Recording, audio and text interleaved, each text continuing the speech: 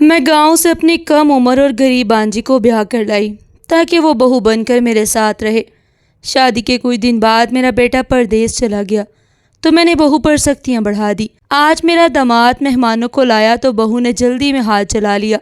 مجھے بہت غصہ آیا اور میں نے اسے ڈانٹتے ہوئے مار بھی دیا، مگر واپسی پر اچانک سیڑھیوں سے پاؤں پھسل گیا اور میں نیچے گر کر بے ہوش ہو گئی۔ جب ہوش آئے تو پتہ چلا کہ میں 20 دن سے ہسپتال میں نیم جان پڑی تھی۔ اسی وقت لوگوں نے افسوس کرتے ہوئے بتایا کہ تمہاری بہو تو تمہیں چھوڑ کر بھاگ گئی۔ اچانک مجھے یاد آیا کہ میں نے تو اسے اوپر چھت والے کمرے میں بند کیا تھا۔ وہ بھاگتی کیسے؟ دروازہ کھولا تو اللہ اکبر، آنکھیں پھٹ پڑی۔ اسی شام صحن میں چولہا جلا رہی تھی کہ میرا بیٹا حارث قریب آ کر بولا، امی میں ابھی شادی نہیں کرنا چاہتا، میری نوکری پکی نہیں ہے اور میں پردیس جانا چاہتا ہوں۔ میں نے اپنی چوڑیاں کھنکار کر جواب دیا، خاندان کی عزت پہلے ہے، رشتہ طے ہو چکا ہے، اب پلٹا نہیں جاتا۔ حارث خاموش ہو کر برآمدے کی تاریکی میں کھو گیا، لیکن میرے دل میں ہلکی سی کھٹک بیٹھ گئی کہ کہیں یہ لڑکا آخری وقت پر انکار نہ کرے۔ اگلی صبح میری بہن شگفتہ کپڑوں کی گٹھی اور میٹھی باتیں لے کر آئی، بولی، سعدیہ کا رشتہ نیک ہے، سلیقہ مند ہے، اپنے گھر میں رکھو تو عزت گھر میں ہی رہتی ہے۔ میں نے کچھ وقت مانگا مگر پروین نے قرآن پر ہاتھ رکھ کر کہا، اس کی عزت میرے فیصلے سے جڑی ہے۔ میں نے بات سمیٹتی اور نکاح کی تاریخ طے کرنے کو کہا۔ گاؤں میں خبر پھیلی تو دالان میں چارپائیاں بچھ گئیں، مرد الگ اور عورتیں الگ بیٹھے۔ بات صرف جہیز کی ہوئی، کسی نے پلنگ، کسی نے برتن، کسی نے ذرا سا زیور تجویز کیا۔ میں نے اونچی آواز میں کہا، ہمیں سامان نہیں، عزت چاہیے۔ پروین نے سر جھکا کر وعدہ کیا کہ جو بن پڑا وہ سعدیہ کے نام کر دے گی۔ نکاح کے دن مسجد کے صحن میں سفید چادریں بچھی، قاضی صاحب نے نکاح پڑھایا۔ حارث کی آواز میں ہلکی سی کپ کپاہٹ تھی جو میں ماں ہو کر بھی محسوس کر رہی تھی۔ سعدیہ کی پلکیں جھک گئی اور پروین نے اسے چوم کر دعا دی۔ میں نے مٹھائی بانٹی مگر دل میں حساب کتاب چل رہا تھا کہ یہ کم عمر لڑکی گھر کا کام کیسے سنبھالے گی۔ اوپر سے میرا بیٹا رخصتی کے چند دن بعد پردیس چلا جائے گا۔ رخصتی کے بعد میں نے سعدیہ سے کہا، فجر سے پہلے اٹھنا، برتن، جھاڑو، چولہا، گائے کا چارہ سب تمہاری ذمہ داری ہے۔ محلے کی کچھ عورتوں نے طنز مار کر کہا، نئی نوکرانی آ گئی ہے، بس بات نہ بنائے۔ ایک دن کچن میں چینی کے ڈبے میں نمک ملا ہوا ملا، سب نے فوراً کہا، یہ نئی دلہن کی کارستانی ہے۔ میں نے سعدیہ سے الگ وضاحت مانگی، وہ سہم کر بولی کہ اسے نمک اور چینی کے ڈبوں کی جگہ نہیں پتہ۔ میں نے پرانے تانبے کی تھالیوں پر رنگ چڑھا کر نمک اور شکر کے نام لکھوا دیے تاکہ اسے یاد رہے۔ کچھ دن بعد گاؤں کی عورتوں نے الزام لگایا کہ جہیز میں دی گئی چوڑیاں غائب ہیں۔ سعدیہ بھی کمرے کی ترتیب ہی نہیں جانتی تھی۔ میں نے فوراً اپنے بیٹے کے کمرے سے وہ ڈبہ دکھایا جس میں نکاح کے دن میں نے خود رکھوایا تھا، مگر چوڑیاں وہاں نہیں تھی۔ شام تک تلاش کے بعد وہ چوڑیاں صحن کے کنارے رکھے گلدان سے برآمد ہوئی۔ میں جان گئی کہ یہ میری ہی نند کی کارستانی ہے۔ میں نے سب کے سامنے اعلان کیا کہ آئندہ کچن اور زیور دونوں کی نگرانی میں کروں گی۔ تیسرے دن حارث نے مجھے الگ بلایا اور بتایا کہ وہ اگلے ہفتے پردیس جا رہا ہے، بس بینک والے اکاؤنٹ کے لیے سعدیہ کی شناختی دستاویز میں 1 سال عمر زیادہ لکھنی پڑے گی۔ میں چونک گئی، فوراً سمجھ گئی کہ یہ نکاح نامے کی تاریخ سے میل نہیں کھاتا۔ میں نے فیصلہ کیا کہ فارم میں خود ترمیم کراؤں گی اور کاغذ خود بینک میں جمع کراؤں گی تاکہ کوئی بدگمانی نہ ہو۔ ایک رات پرانا موٹر پمپ زور زور سے چلنے لگا اور کچن میں پانی بھر گیا۔ میں نے سعدیہ کو اشارہ کیا، اس نے گھبراہٹ کے باوجود تیزی سے سب سنبھال لیا۔ میں نے دل میں سوچا کہ لڑکی سچ میں میرا سہارا بن سکتی ہے۔ صبح ہوئی تو میں نے اس کے ہاتھ میں مصالحوں کی فہرست اور چابیاں واپس تھما دی اور کہا، کچن میں نمک اور چینی کی جگہ نہ بدلے گی اور چابیاں ہمیشہ سنبھال کر رکھنا۔ اب مجھے یقین تھا کہ میرا گھر اس کے قابل ہاتھوں میں ہے۔ وہ ہنسی میں ناک دبائے بیٹھی تھی مگر میری آنکھ نے اس ہنسی کا مطلب پڑھ لیا۔ اس گھر میں اب کھیل سیدھا ہی چلے گا۔ اسی دن میں نے حارث کے ٹکٹ کی کاپی اپنے صندوق میں بند کر دی اور پنچایت کے نمبردان چودھری ناصر کو جا کر بتایا کہ لڑکا جلد واپس آ رہا ہے۔ انہوں نے مسکرا کر کہا، ٹھیک ہے، مگر سامان سے زیادہ نظام دکھائی دینا چاہیے۔ میں نے دل ہی دل میں کہا، نظام اب میرے ہاتھ میں ہے، چل جائے گا۔ اگر کوئی پھر چوڑیاں چھپانے کی کوشش کرے گا تو نام لیے بغیر سزا دوں گی۔ اس طرح میں نے اپنے ہی بنائے فیصلوں کے بیچ بہو کو بچانے اور گھر کو بگڑنے سے روکنے کی پہلی گرہ باندھی۔ نئی صبح سعدیہ کے امتحان کی پہلی گھڑی تھی۔ اذان کے ساتھ میں نے کمرے کی دروازے کھولے۔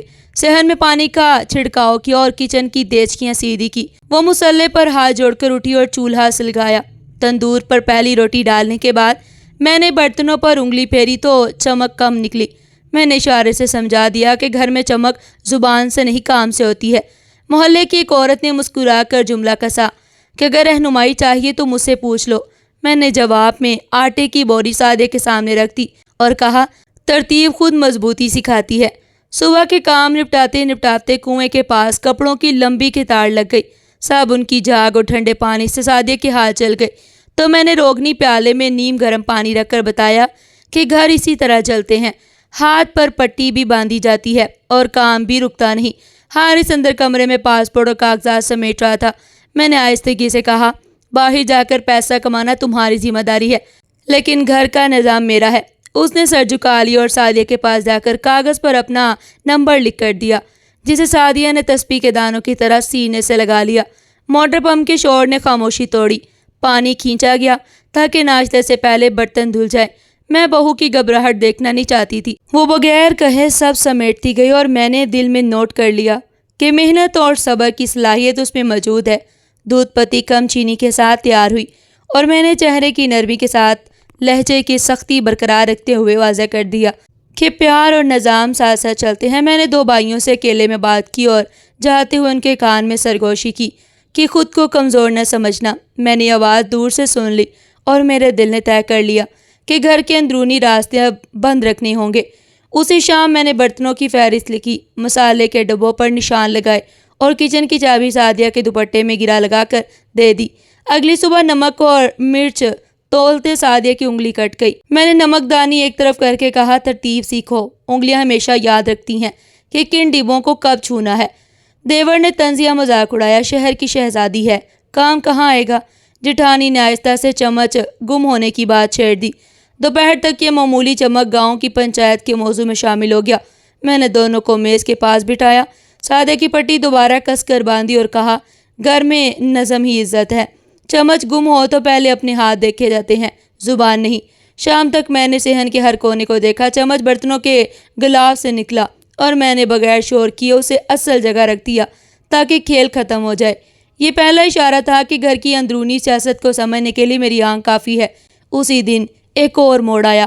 حارث کے کاغذات میں سادیہ کی عمر پر وہی پرانی گڑبڑ موجود نکلی جو نکاح کے دن محرم نے پکڑی تھی۔ بینک والے نے فارم پر مہر لگانے سے انکار کیا اور مجھے فون کر کے بتایا کہ تاریخ ٹھیک کیے بغیر اکاؤنٹ نہیں کھلے گا۔ میں سیدھی یونین کونسل پہنچی۔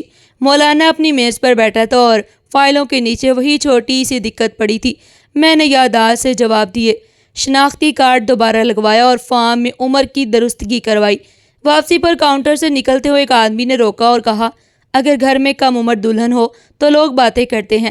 میں سیدھے قدم بڑھ گئی اور دل میں طے کر لیا کہ اب سارے کاغذ میرے ہی ہاتھ میں رہیں گے۔ شام ڈلے الوداعی کھانے کا انتظام ہوا، رشتہ دار آئے، ہنسی میں نرمی رہی۔ حارث نے میرے پاؤں چھوئے، میں نے اس کی پیشانی پر ہاتھ رکھا اور سفری ٹرنک کے تالے اسے تھما دیے۔ اسی دوران بیٹھک میں اچانک گیس کی بو آنے لگی۔ میں نے فوراً سادیہ کو کہا کہ کھڑکی کھولو، گیلا کپڑا رکھو اور کمرہ خالی کروا دو۔ جٹھانی نے پھر جملہ کسا، دلہن کے قدم سے کچن بے قرار ہے۔ میں نے کھل کر اسے چپ کروایا اور سادیہ کو سمجھا دیا کہ گھر کے حادثات میں گھبراہٹ نہیں چلتی۔ رات کو پچھلی گلی میں محلے کا چوکیدار بتانے آیا کہ دو اجنبی کئی راتوں سے چکر لگا رہے ہیں۔ میں نے داخلی دروازے کے اندرونی کنڈے پر اینٹ رکھ دی جو ہمارے ہاں بندش کی علامت ہے تاکہ گھر والے جان لیں کہ رات کا گشت جاری ہے اور غیر ضروری آنا جانا بند ہے۔ سادیہ نے یہ طریقہ سمجھ کر کمرے کی کھڑکی کے پٹے مضبوطی سے بند کر دیے اور میں نے سر ہلا کر تسلیم کیا کہ بہو نے کم لفظوں میں صحیح عمل یاد رکھا۔ صبح خبر ملی کہ حارث کی فلائٹ ایک دن پہلے ہو گئی ہے۔ یہ تبدیلی میرے لیے تیسرا بڑا موڑ تھا کیونکہ گھر کی ساری ذمہ داریاں اب سادیہ پر زیادہ آ گئی ہیں۔ میں نے اسی دن حارث کی معمولی خریداری خود نپٹائی، دواؤں کی فہرست تیار کی اور سادیہ کے ہاتھ میں ضروری نمبر لکھوا دیے جن میں میرا، حارث کا، چودھری ناصر اور محلے کے مستری کا نمبر شامل تھا۔ میں نے اسے ہدایت دی کہ کسی خرابی پر پہلے انہی کو اطلاع دینا، رشتہ داروں کو بعد میں، تاکہ خبریں گاؤں میں شیشے کی طرح نہ بکھریں۔ دوپہر میں کنویں پر عورتیں سرگوشیاں کر رہی تھی۔ کسی نے کہا، یہ بہو خاموش لگتی ہے۔ کسی نے بڑھا کر کہا، خاموشی اکثر صبر کی ذاتی ہے۔ اسی دوران پروین آئی اور پڑھائی کے لیے تھوڑی فہرست دینے کی بات کی۔ میں نے جواب دیا، پہلے ہاتھ سیدھے پھر کتابیں سامنے آئیں گی، مگر اندر ہی اندر میں نے سوچ لیا کہ رات کو آدھا گھنٹہ سعدیہ کے لیے حروف اور حساب کا رکھ دوں گی تاکہ بینک کے فارم اور کچن کے حساب کے لیے خود پڑھ سکے۔ میں نے کھلے صحن کی چوک میں مصالحوں کے نام لکھ کر ہر ڈبے کے نیچے وہی لفظ چسپا کر دیے۔ یہ سادہ ترکیب گھر کی سیاست میں میرا بے آواز جواب تھی کہ اب الٹ پلٹ سے جھگڑا پیدا نہ ہو سکے۔ غروب کے وقت ایک اور چنگاری بڑکی۔ حارث کے دوست نے خبر دی کہ بس اڈے والے ایجنٹ نے پاسپورٹ کی فوٹو کاپی سے اس کے دستخط کی نقل بنا کر ایک اضافی فارم جمع کرا دیا ہے تاکہ ایجنسی کی فیس دوبارہ وصول کرے۔ میں نے حارث کو فوراً ساتھ لیا، ایجنٹ کے پاس دفتر پہنچی، اصل کاغذ سامنے رکھوائے اور نقل شدہ فارم پڑھوا دیے۔ حارث نے ایک بار میری طرف دیکھ کر مانا کہ گھر کے اندر اور باہر دونوں میدان میں دھیان میرے فیصلوں پر رہنا چاہیے۔ رات گئے حارث کا فون آیا، اس نے کہا سعدیہ سے بات کراؤ۔ میں نے کہا وقت ٹھیک نہیں، بعد میں کر لینا۔ محبت کے لہجے میں تھا مگر میں نے موبائل دور رکھ دیا۔ جب فون بند ہوا تو سعدیہ دروازے پر کھڑی دیکھ رہی تھی۔ اس نے آہستہ سے کہا کہ حارث کی کال آئی تھی۔ میں نے سپاٹ لہجے میں کہا بعد میں کر لینا اور اسے اندر بھیج دیا۔ پنکھا چلتا رہا۔ اپنے مہمانوں کی رخصتی کے بعد میں نے چھت کی طرف دیکھ کر دل کو سمجھا دیا کہ جدائی کے دنوں میں کمزوری دکھانا گھر توڑ دیتا ہے۔ صبح کی تیاری کے لیے میں نے صحن کے درختوں کے سائے دیکھے، چراغ بجھائے، دروازے بند کیے۔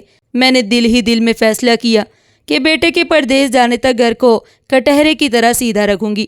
فاصلے بڑھتے تو لفظ کم ہو جاتے ہیں، اس لیے میں نے اپنی خواہشات سمیٹ کر دل کے کسی کونے میں رکھ لی۔ یہی کہانی میرے گھر کی نئی زندگی، پردیس کی تیاری اور خاندانی کھنچاؤ کا اصل نقشہ بن گئی۔ بیٹے کی روانگی کا دن آیا تو گاؤں کی فضا بدلی ہوئی تھی۔ بس اسٹینڈ پر ہجوم لگا تھا، گرد اڑ رہی تھی اور گاڑیوں کے ہارن شور مچا رہے تھے۔ ہاتھ میں پاسپورٹ اور ٹکٹ لیے میرا بیٹا کھڑا تھا۔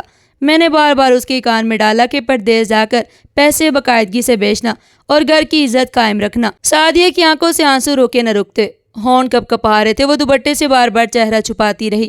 حارث نے اسے دیکھا اور آہستہ سے کہا صبر کرنا، میں جلد واپس آؤں گا۔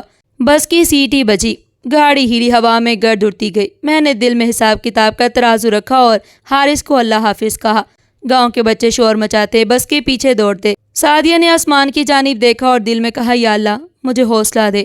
اگلے دن گاؤں کی عورتوں نے باتوں کے نئے دھاگے بننے شروع کر دیے۔ کسی نے کہا حکم ہمارا ہے، یہ سب کیسے سنبھالے گی؟ دوسری نے کہا کہ نوکرانی بنا کر رکھی جائے گی۔ کوئی بولی گاؤں میں یہی ہوتا ہے، وہ خدمت کے لیے آتی ہے، بیوی بننے کے لیے نہیں۔ دور پانی بڑھتے ہوئے سعدیہ سب کچھ سن رہی تھی، الفاظ تیر کی طرح دل پر لگ رہے تھے۔ اس نے بالٹی زمین پر رکھی اور چپ چاپ چلتی رہی۔ خالہ پروین پاس آ کر بولی لوگوں کی باتوں کا دھیان نہ دینا، مگر آنکھوں کے کنارے بھیگ گئے۔ گاؤں کی گلیوں میں افواہیں تیز ہو گئی، ہر دروازے پر سعدیہ کی کہانی سنائی دینے لگی۔ حارث نے پردیس پہنچ کر پہلا خط لکھا۔ صاف الفاظ میں اس نے کہا کہ امی سعدیہ کا خیال رکھنا، وہ میرا سہارا ہے۔ جب خط آیا تو سب کی نظریں اس پر جم گئی۔ میں نے سب کے سامنے بلند آواز سے پڑھا۔ ہر سطر میں سعدیہ کا ذکر تھا مگر آخری لائن جس میں حارث نے لکھا تھا میرا سہارا ہے، میں نے چھپا لی۔ کسی نے پوچھا حارث نے اور کیا لکھا ہے؟ میں نے بس اتنا جواب دیا، بس سعدیہ کا حال پوچھا ہے۔ سعدیہ نے درخت کے نیچے بیٹھ کر آنکھیں بند کر لی، آنسو دب کر مٹی میں جذب ہو گئے۔ اس کے کام بڑھتے گئے۔ صبح سویرے 4 بجے اٹھایا جاتا، کپڑے دھونا، صحن میں جھاڑو دینا، برتن مانجنا، سب اس کی ذمہ داری تھی۔ جیٹھانی نے طنز کیا، اب دیکھیں بہو کتنی چاقو چوبند ہے۔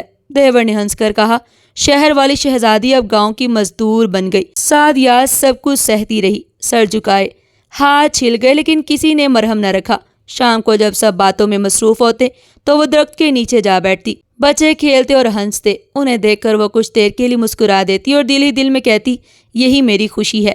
گاؤں کی گلیوں میں اندھیرا پھیلنے لگتا تو سعدیہ وضو کر کے سجدے میں گر جاتی، دعا کرتی کہ یا اللہ میرے صبر کو ضائع نہ کرنا۔ ایک دن چائے میں نمک زیادہ ہو گیا۔ میں نے سب کے سامنے اسے ڈانٹا کہ دھیان نہیں رہتا تمہارا۔ سعدیہ نے پہلی بار نظریں اٹھائیں اور کہا میں نے جان بوجھ کر نہیں کیا۔ سب چونک گئے۔ دیور نے طنزیہ کہا زبان چلنے لگی ہے۔ میں نے غصے میں ہاتھ اٹھایا تو سعدیہ آہستہ سے بولی میں بھی انسان ہوں۔ برتنوں کی کھڑکھڑاہٹ تھم گئی، فضا خاموش ہو گئی۔ پروین نے سنا تو دھیرے سے کہا یہی آغاز ہے۔ اسی رات ایک نیا موڑ آیا۔ صحن کی پرانی چھت سے پانی ٹپکنے لگا۔ سعدیہ دوڑ کر آئی، پانی جمع کیا اور اوپر جا کر دیکھا تو مٹی کا کپا سرکا ہوا تھا۔ وہ کمر کے زور سے اسے سیدھا کرنے لگی۔ میں بھی اوپر گئی اور ہاتھ بٹایا۔ یہ پہلا موقع تھا کہ گھر کے ایک بڑے بوجھ میں سعدیہ نے میرا ساتھ دیا۔ اگلے دن محلے کی عورتیں پھر کنویں پر اکٹھی ہوئی تو میں نے بھی سن لیا کہ کہہ رہی تھی شاید وقت کے ساتھ سنبھل جائے گی۔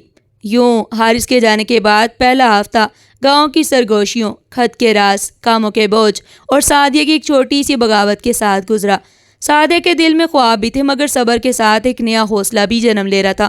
گاؤں والے دیکھتے تھے کہ بہو خاموش ہے مگر وہ نہیں جانتے تھے کہ یہ خاموشی سمندر کے اندر چھپے طوفان کی طرح ہے۔ میں نے سوچا اگر کسی نے زبان کھولی تو پھر اسے خوابوں میں رکھنا آسان نہ ہوگا۔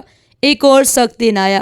روٹی بناتے وقت دہکتے توے نے اس کے نرم ہاتھ کو چھو لیا۔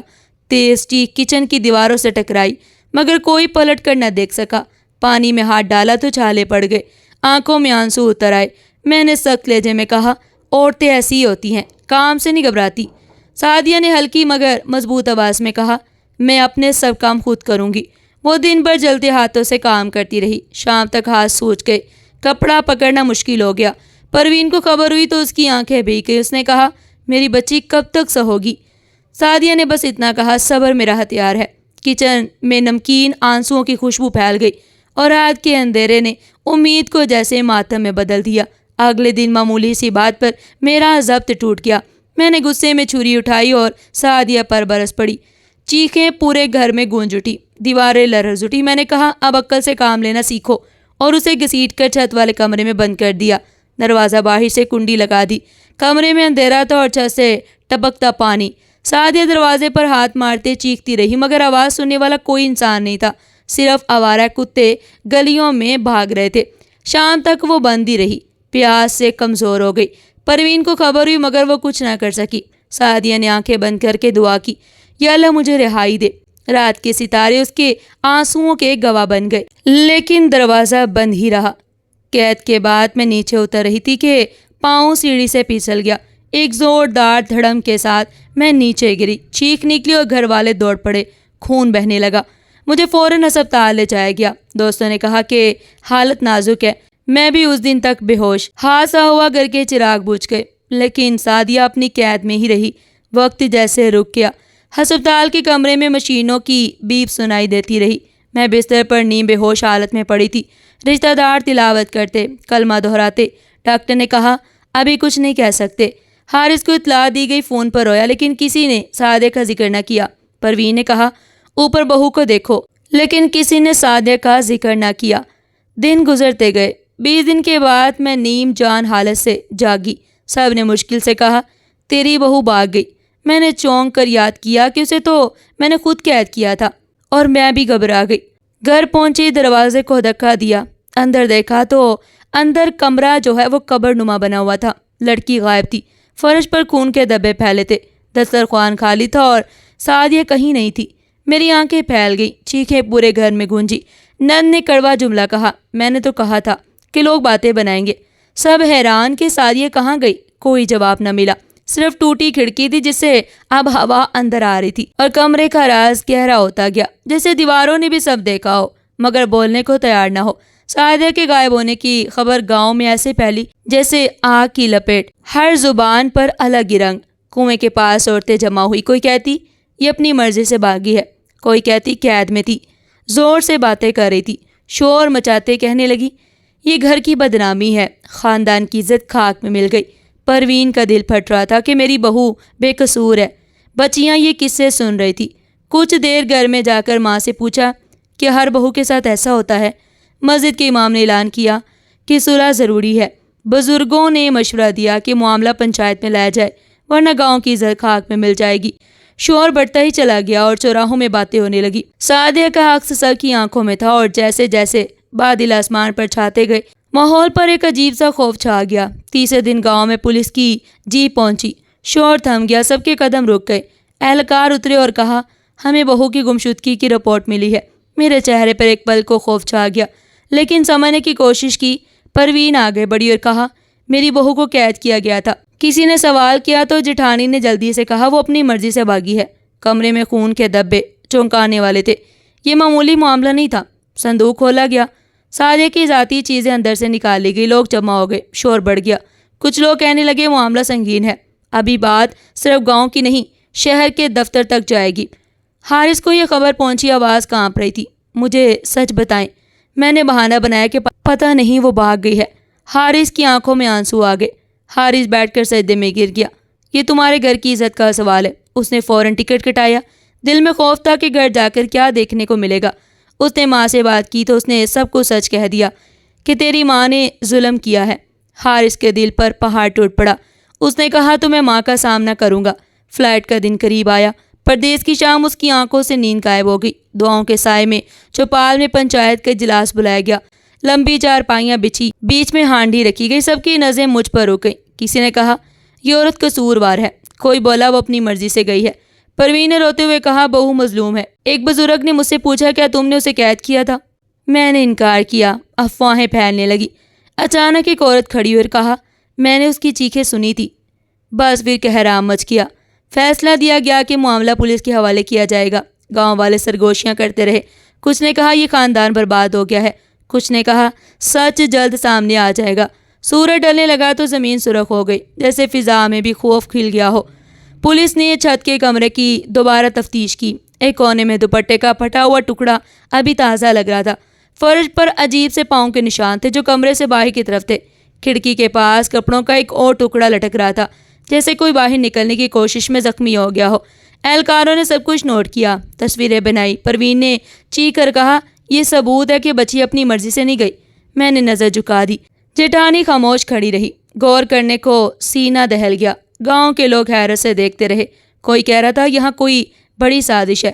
پولیس نے کہا ہم حقیقت ضرور نکالیں گے، لیکن سوال یہ تھا کہ وہ کہاں گئی، کون لے گیا یا خود گئی۔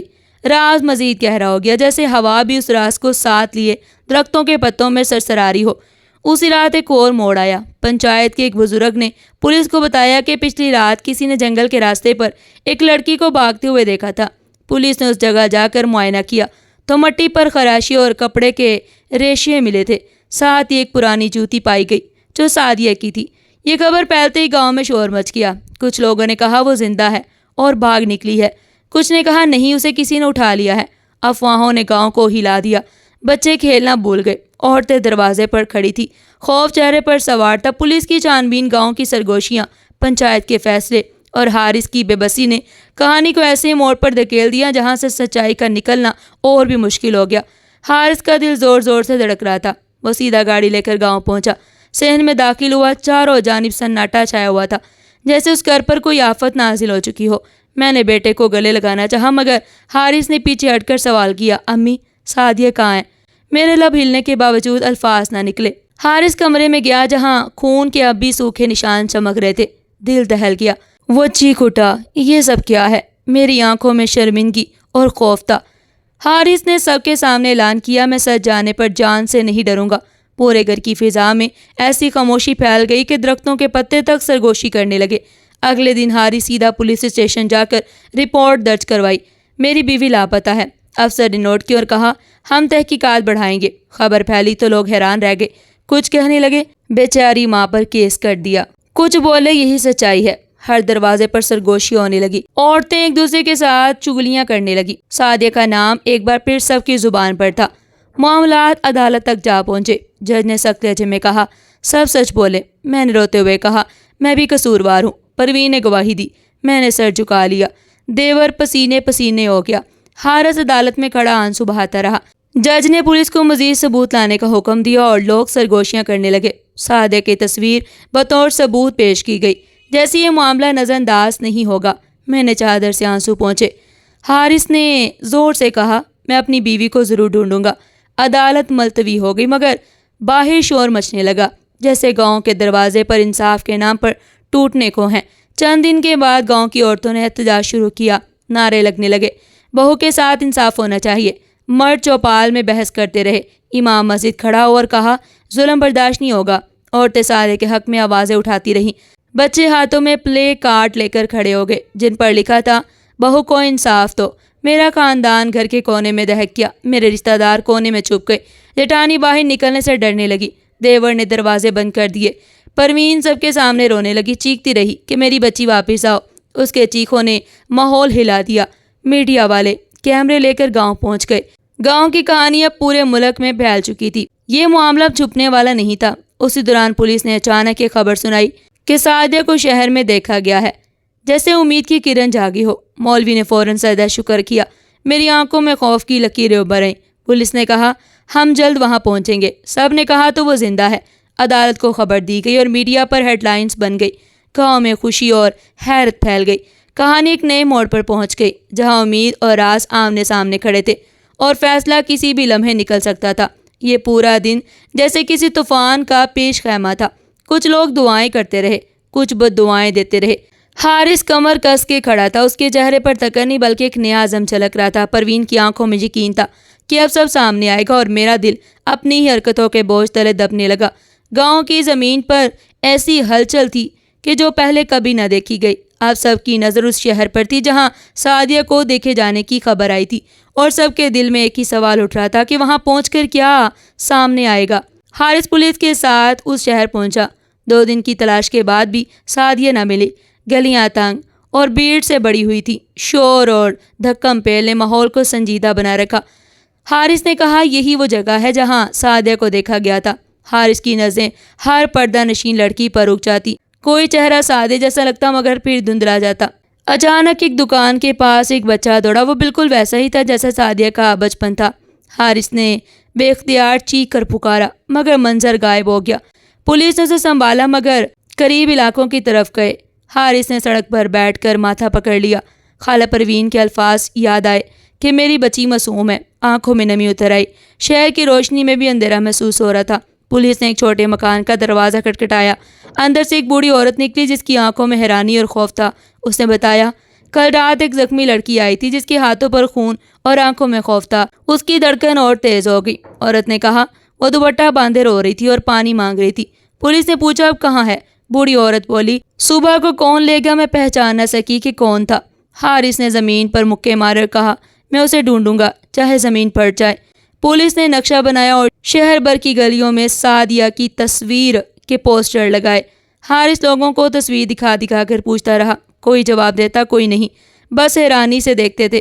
ہر گھڑی وہ اس کا نام لیتا مگر سعدیہ جیسے پرچھائی بن گئی تھی جسے سب سنتے تھے مگر کوئی دیکھ نہ پاتا۔ ایک دن پولیس نے جٹھانی کے چہرے پر چھائی گھبراہٹ کو نوٹ کیا اور اسے الگ لے جا کر کہا سچ بتا دو۔ اس نے اعتراف کیا کہ سعدیہ نے اسے مدد مانگی تھی۔ میں نے چونک کر کہا کیوں؟ اس نے کہا میں اسے بچانا چاہتی تھی۔ یہ خبر گاؤں میں پھیل گئی۔ سب کہنے لگے کہ یہ تو اندرونی سازش ہے۔ حارث تک یہ خبر پہنچی تو اسے یقین ہو گیا کہ خاندان کے اندر ہی سازش اور بغاوت چھپی ہوئی تھی۔ اس نے پنچایت میں سب کے سامنے اعلان کیا کہ سعدیہ اپنی مرضی سے نہیں گئی بلکہ حالات نے اسے مجبور کیا۔ حارث نے سخت لہجے میں کہا میں بھائی کو عدالت لے جاؤں گا، اس الزام کی حقیقت ثابت کروں گا۔ میں اس وقت خاموش بیٹھی رہی جیسے زبان بند ہو گئی ہو۔ گاؤں میں غیبت اور افواہوں کا طوفان تھا اور لوگ سعدیہ کی عزت پر سوال کرنے لگے۔ قیامت کے سے ماحول میں بیوی کو ڈھونڈنا اور اس کی پاک دامنی ثابت کرنا حارث کی زندگی کا مقصد بن گیا۔ عدالت میں ایک نیا باب کھل گیا۔ لوگوں کی تلاش پہلے سے زیادہ ضروری ہو گئی۔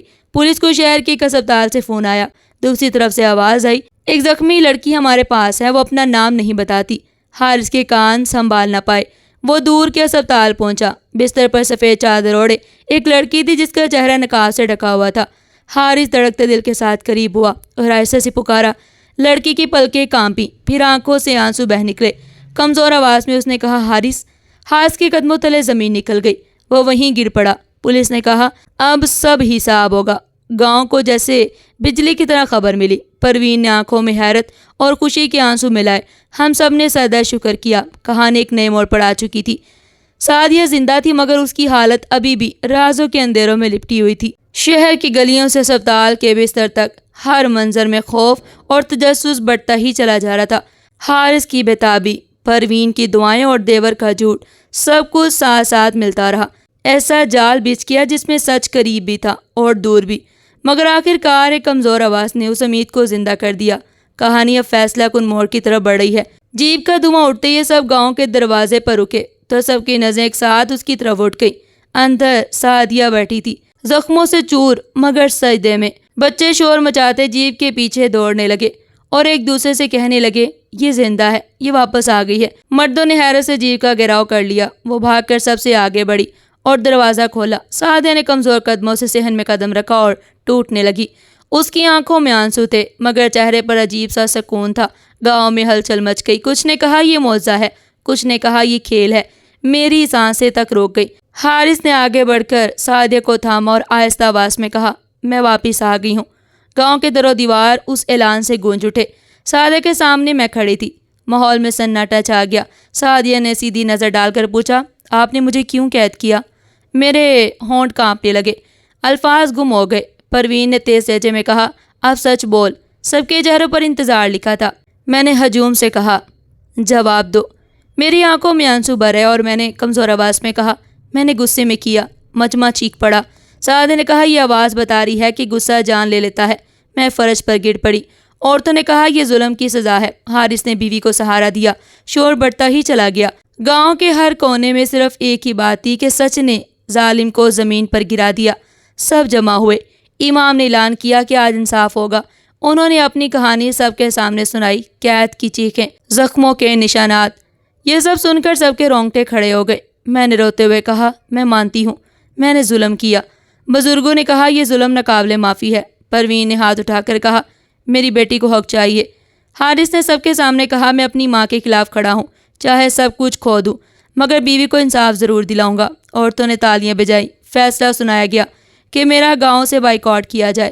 میں تنہا کر دی گئی۔ لوگ میرے دروازے پر آنا چھوڑ گئے۔ سعدیہ کو عزت واپس ملی اور گاؤں کی دیواروں پر دعا کے الفاظ لکھے گئے۔ بڑے درخت کے نیچے سب لوگ جمع ہوئے۔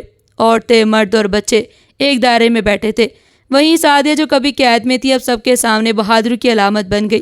امام نے کہا یہ مثال ہے اور دنیا سیکھنے لگی۔ سعدیہ نے جھک کر کہا یہ سب کا حق ہے، میری آواز سب بیٹیوں کے لیے ہے۔ پروین کی آنکھیں بھیگ گئی۔ اس نے سعدیہ کے سر پر ہاتھ رکھا۔ بچے نعرہ لگانے لگے، لوگ دعائیں دینے لگے، سب سر ہلا کر ساتھ دینے لگے۔ چراغ جل اٹھے اور محفل روشنی میں نہا گئی۔ گھر کے کونے میں بیٹھی تھی، آنکھوں میں آنسو اور دل میں پچھتاوا تھا۔ میں بار بار کہتی کاش میں نے ظلم نہ کیا ہوتا۔ حارث کمرے میں آیا تو میں نے کہا بیٹا مجھے معاف کر دو۔ حارث نے جواب دیا ظلم کی معافی نہیں ہوتی، اس کا سبق دیا جا سکتا ہے۔ چراغ بجھ گئے اور اندھیرا چھا گیا۔ یہی اس کا انجام تھا۔